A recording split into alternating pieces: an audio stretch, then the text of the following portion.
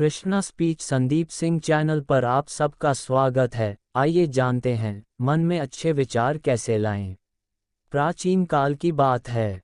द्वारका नगरी में एक युवा ब्राह्मण रहता था, नाम था अर्जुन दत्त। वो विद्वान था, लेकिन जीवन में बार बार निराशा और असफलता का सामना कर रहा था।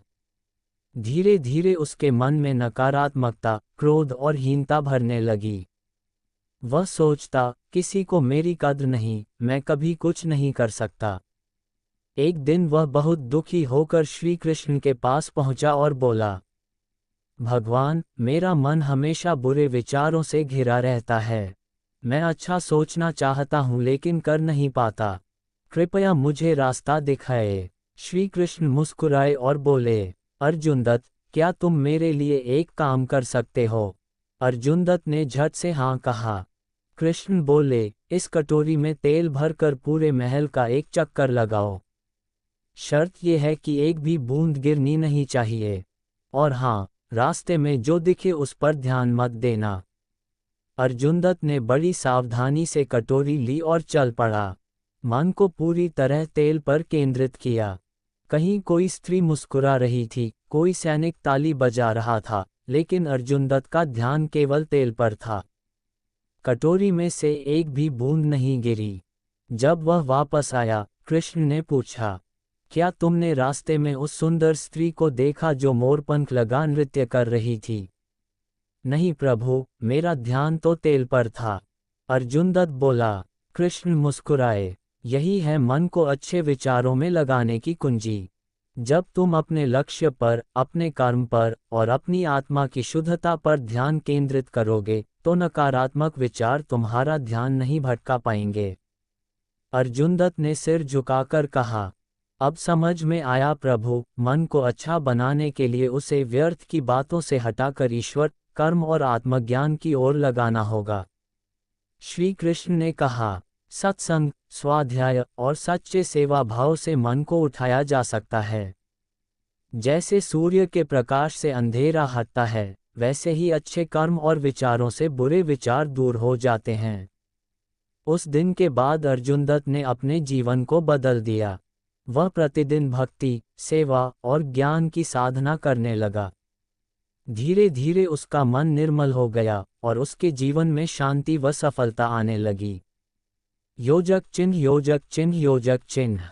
शिक्षा। मन को अच्छे विचारों से भरने के लिए जरूरी है कि हम अपना ध्यान सकारात्मक कार्यों, भक्ति और सेवा में लगाएं।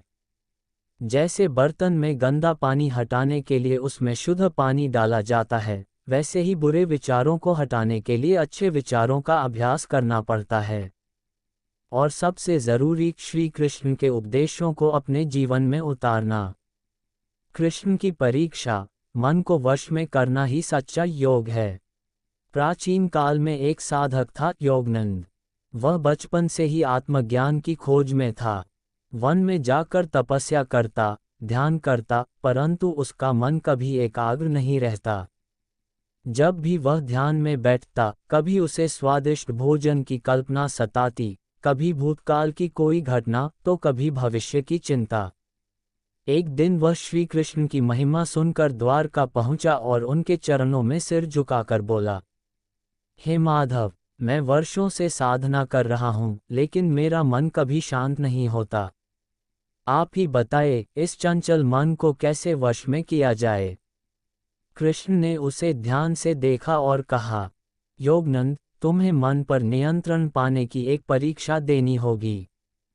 क्या तुम तैयार हो? योगनंद ने उत्साह से कहा, प्रभु, आपकी आज्ञा सिर माथे। श्री कृष्ण ने उसे एक कमंडल दिया, जिसमें जल भरा हुआ था, और कहा, इस कमंडल को लेकर तुम्हें इस घने जंगल में एक दिन और एक रात बितानी है। शर्त यह है कि इस कमंडल से एक भी बूंद जल गिरनी नहीं चाहिए, और तुम्हारा ध्यान कमंडल पर ही रहना चाहिए, चाहे कुछ भी हो जाए। योगनंद चल पड़ा। शुरुआत में तो सब ठीक रहा, लेकिन थोड़ी ही देर में उसे एक सुनहरी मृग दिखा।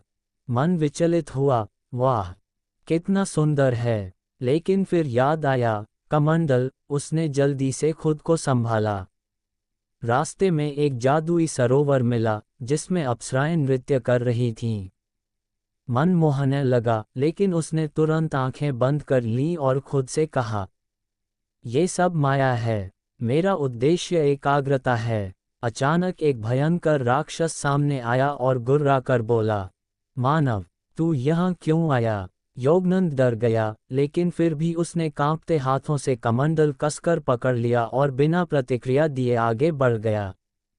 रात भर अंधेरे में सर्पों और हिंसक पशुओं के बीच वह सिर्फ एक ही चीज पर ध्यान देता रहा, कमंडल से जल न गिरे। और आखिरकार अगली सुबह वह श्री कृष्ण के पास वापस लौट आया। कमंडल अब भी पूरा भरा हुआ था। वह थका हुआ था, पर उसकी आंखों में एक अलग तेज था। कृष्ण मुस्कुराए और बोले, योगनंद, आज तुमने योग का सार समझ लिया। मन चंचल है, आकर्षण से भरपूर संसार में भटकता है, लेकिन जब लक्ष्य स्पष्ट हो और आत्मचेतना जागृत हो, तब मन भी सेवक बन जाता है। यही सच्चा योग है, मन को वश में करना। योगनंद भाव विभोर हो गया। उसने कृष्ण के चरणों में प्रणाम किया और कहा, अब मैं समझ गया प्रभु। मन पर नियंत्रण कोई एक दिन की क्रिया नहीं, ये जीवन भर का अभ्यास है। योजक चिन्ह योजक चिन्ह योजक चिन्ह। शिक्षा। मन को नियंत्रण में लाने का सबसे पहला उपाय है लक्ष्य की स्पष्टता। चित्त को बार बार सकारात्मक और आध्यात्मिक विचारों से जोड़ना चाहिए। संसार में आकर्षण और डर दोनों होते हैं, लेकिन जो साधक अपने कमंडल को यानी अपनी एकाग्रता को न गिरने दे, वही सच्चा योगी बनता है। अहंकारी राजा और श्री कृष्ण की लीला। बहुत समय पहले की बात है। विद्यानगर नाम की एक समृद्ध नगरी पर राजा सत्यव्रत का शासन था। वह बलवान, ज्ञानी और पराक्रमी था, लेकिन समय के साथ उसमें अहंकार आ गया। उसे लगने लगा कि उसकी सत्ता अमर है और वह स्वयं सब कुछ जानता है, यहाँ तक कि भगवान से भी ऊपर समझने लगा। एक दिन दरबार में उसने गर्व से कहा, मेरे जैसा बुद्धिमान और शक्तिशाली कोई नहीं। मुझे किसी देवता या गुरु की जरूरत नहीं। उसके मंत्री विनम्रतापूर्वक बोले, राजन, यह विचार अहंकार से उत्पन्न होता है। कृपया भगवान श्री कृष्ण के पास चलें, वे आपको मार्गदर्शन देंगे। पर राजा हंस पड़ा, मुझे किसी की जरूरत नहीं। मैं स्वयं अपना भगवान हूँ। उसकी बातें द्वारका तक पहुँचीं। श्री कृष्ण मुस्कुराए और बोले, समय आ गया है राजा को उसकी वास्तविकता दिखाने का। अगले दिन द्वार पर एक साधारण ग्वाला आया, वस्त्र साधारण, हाथ में बांसुरी, पर आंखों में गहरा तेज। ये स्वयं श्री कृष्ण थे, लेकिन किसी ने पहचाना नहीं। ग्वाले ने कहा, मैं राजा से मिलना चाहता हूँ। सैनिकों ने उसे दरबार में जाने से रोका, लेकिन कुछ ही देर में अजीब घटनाएं घटने लगी। राजा के घोड़े भाग गए, अनाज सड़ने लगा और आकाश में काले बादल छा गए। भयभीत होकर राजा ने ग्वाले को बुलवाया। कृष्ण ने मुस्कुराते हुए कहा, राजन, जो अपने आप को सबसे बड़ा समझता है, वह सबसे पहले अपने ही भीतर के प्रकाश को खो देता है। अहंकार आपको अंधा बना देता है। राजा चौंका, तुम कौन हो और मुझे ये बातें क्यों सिखा रहे हो? कृष्ण ने बांसुरी बजाए और उसी क्षण दरबार की दीवारें अदृश्य हो गईं। राजा ने अपने चारों ओर दिव्य प्रकाश देखा और श्री कृष्ण के विराट रूप का दर्शन किया। वह घुटनों के बल गिर पड़ा। हे माधव, मुझे क्षमा करें, मेरा अहंकार ही मेरा सबसे बड़ा शत्रु था। कृष्ण ने उसे उठाया और बोले, राजन, जो झुकता है वही ऊंचा उठता है। अहंकार विनाश की जड़ है और विनम्रता ही ज्ञान की शुरुआत। उस दिन के बाद सत्यव्रत ने अपने राज्य को सेवा, धर्म और नम्रता के मार्ग पर चलाया। वह यशस्वी हुआ, लेकिन अब उसमें घमंड नहीं था, केवल भक्ति थी। योजक चिन्ह योजक चिन्ह योजक चिन्ह। शिक्षा। अहंकार व्यक्ति को अंधा बना देता है। ईश्वर के सामने झुकने से व्यक्ति छोटा नहीं होता, बल्कि बड़ा बनता है। विनम्रता ही सच्चे ज्ञान और भक्ति की नींव है। योजक चिन्ह योजक चिन्ह योजक चिन्ह। गोपिका रुक्मिणी की भक्ति। अटूट श्रद्धा और समर्पण की कथा। बहुत समय पहले की बात है। वृंदावन से दूर एक छोटा सा गांव था, गंगापुर।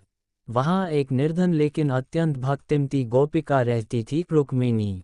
उसका जीवन बहुत साधारण था। सुबह गौशाला की सेवा, दिन भर खेतों में काम और रात को कान्हा की मूर्ति के आगे दीप जलाकर भजन गाना।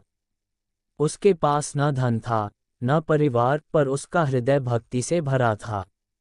वह अक्सर कहती, मेरे लिए कृष्ण ही सब कुछ हैं, पिता, पुत्र, सखा और भगवान। गांव वाले उसका उपहास उड़ाते। अरे रुक्मिणी, तेरा कान्हा तो द्वारका में रहता है, उसे क्या पता तू कौन है। पर रुक्मिणी मुस्कुराकर कहती, जो सच्चे हृदय से पुकारे कृष्ण वहां दौड़े चले आते हैं। कठिन परीक्षा का समय। एक वर्ष गांव में भयंकर अकाल पड़ा। खेत सूख गए, तालाब रीते हो गए, लोग भूख से मरने लगे। रुक्मिणी के पास भी कुछ नहीं बचा, लेकिन उसने अपने कान्हा को भूखा नहीं रहने दिया। रोज थोड़ी सी मिट्टी से रोटी जैसी आकृति बनाकर भोग लगाती और प्रेम से गाती, रुक्मिणी की रोटी कान्हा को प्यारी, प्रेम में है शक्ति सबसे न्यारी। एक दिन गांव के राजा ने घोषणा की, जो व्यक्ति भगवान को साक्षात बुला सके उसे इनाम मिलेगा और गांव को सहायता दी जाएगी। लोगों ने मजाक में कहा, रुक्मिणी को बुलाओ, वही रोज कहती है कि कृष्ण आएंगे। राजा ने रुक्मिणी को दरबार बुलवाया और कहा, अगर तेरी भक्ति सच्ची है तो अपने कृष्ण को बुला, अगर वे आए तो पूरे गांव को अनाज मिलेगा। रुक्मिणी डर गई, लेकिन फिर आंखें बंद कर लीं और शांत स्वर में बोली, हे प्रभु, मेरी भक्ति की परीक्षा है। अगर आप सच में मेरे अपने हो तो कृपा कर दर्शन दो। कृष्ण का आगमन। वही रात, जैसे ही रुक्मिणी ने अपनी झोंपड़ी में दीपक जलाया और रोटी की आकृति बनाकर कहा, कान्हा, आज भोग में प्रेम के आंसू हैं। तभी झोंपड़ी में हल्की रोशनी हुई और सामने खड़े थे स्वयं श्री कृष्ण, पीतांबरधारी, मुरलीधर। रुक्मिणी की आंखों से आंसू बह निकले। प्रभु, आपने मेरी पुकार सुन ली। कृष्ण ने मुस्कुराकर कहा, जिसके प्रेम में शंका नहीं, उसके द्वार पर मैं स्वयं आता हूँ। रुक्मिणी, तेरी भक्ति मुझे खींच लाए। अगले दिन सुबह राजा और गांव वाले जब रुक्मिणी की झोंपड़ी पहुंचे, वहां अन्न के ढेर लगे थे, जल कलशों से बह रहा था और कृष्ण की दिव्य मूर्ति प्रकाशमान थी। राजा ने विनम्र होकर रुक्मिणी से कहा, तेरी भक्ति ने आज पूरे गांव को जीवन दान दिया, तू सच्ची भक्त है। रुक्मिणी ने कहा, मैं कुछ नहीं प्रभु, बस प्रेम हूँ। सच्ची भक्ति में मांगा नहीं जाता, समर्पित किया जाता है। योजक चिन्ह, योजक चिन्ह, योजक चिन्ह। शिक्षा, भक्ति साधन नहीं, साधना है। सच्ची श्रद्धा में न अपेक्षा होती है, न शर्तें, केवल समर्पण होता है। जो बिना दिखावे प्रेम से पुकारता है, ईश्वर उसके पास अवश्य आते हैं। भक्ति का मार्ग कठिन जरूर है, लेकिन सबसे सुंदर और शाश्वत है। कृष्ण और अज्ञान का अंधकार, ज्ञान की शक्ति।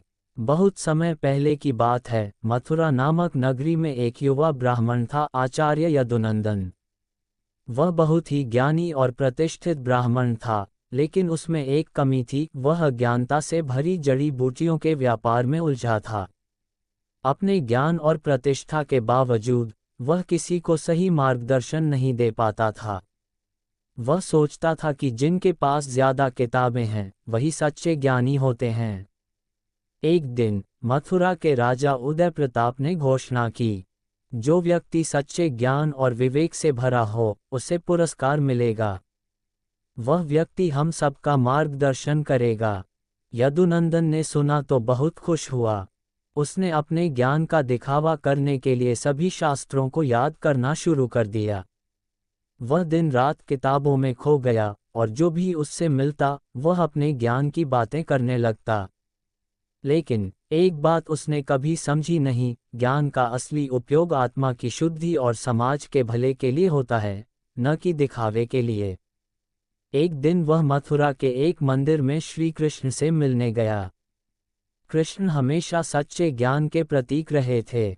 यदुनंदन ने कृष्ण से कहा, प्रभु, मैं आपके पास आया हूँ ताकि मेरे ज्ञान को आपके दिव्य दर्शन से पूर्णता मिल सके। कृष्ण ने उसकी ओर देखा और मुस्कुराए। वे समझ गए कि यदुनंदन अपने ज्ञान के घमंड में बंधा है, लेकिन उसे वास्तविक ज्ञान और विवेक की आवश्यकता है। कृष्ण ने कहा, आचार्य, ज्ञान केवल शास्त्रों और पुस्तकों में नहीं मिलता, ये तब आता है जब व्यक्ति अपने अनुभव और आत्मा के भीतर झांकता है। क्या तुम तैयार हो मेरे साथ एक यात्रा पर चलने के लिए, जहां तुम सच्चे ज्ञान का अनुभव कर सको? यदुनंदन ने उत्साहित होकर हाँ कहा। कृष्ण ने उसे एक साधारण सा बांसुरी दी और कहा, ये बांसुरी तुम्हें उस जगह तक ले जाएगी जहां असली ज्ञान मिलेगा। बस इस पर ध्यान दो। यदुनंदन बांसुरी को लेकर कृष्ण के साथ चल पड़ा। दोनों एक जंगल में पहुंचे। वहां एक गहरी, घनी घाटी थी जिसमें केवल अंधेरा था। कृष्ण ने कहा, इस घाटी को पार करने के लिए तुम्हें पहले इस अंधकार को मिटाना होगा। यदुनंदन ने कहा, प्रभु, मैं तो हमेशा किताबों में खोया रहता था, मुझे समझ नहीं आता कि अंधकार को कैसे मिटाया जाए। कृष्ण ने मुस्कुराते हुए कहा, अंधकार को सिर्फ एक चीज से हटाया जा सकता है, ज्ञान।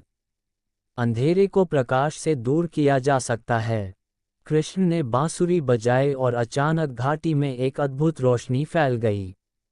यदुनंदन ने देखा, जैसे ही बांसुरी की ध्वनि ने अंधकार को दूर किया, उसे चारों ओर सुंदर दृश्य दिखने लगे, ऊंचे पहाड़, हरे भरे मैदान और स्वच्छ नदी।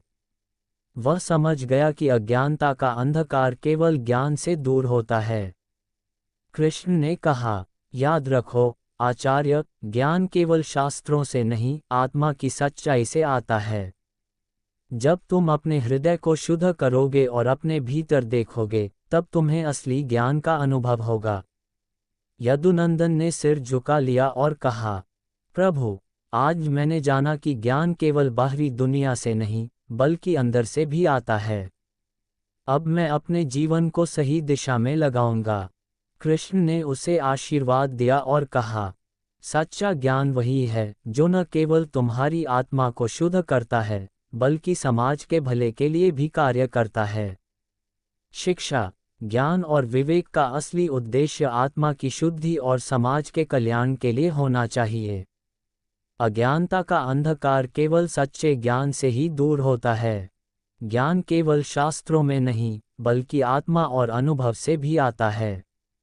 योजक चिन्ह, योजक चिन्ह, योजक चिन्ह। ये कहानी हमें ये समझाती है कि बाहरी ज्ञान के साथ साथ आत्मिक ज्ञान और विवेक भी जरूरी हैं, और केवल बाहरी शास्त्रों में उलझने से कुछ नहीं होता। ज्ञान का असली उद्देश्य खुद को और समाज को शुद्ध करना होता है। अगर आपको वीडियो अच्छी लगी हो तो इस चैनल को सब्सक्राइब जरूर करें। धन्यवाद।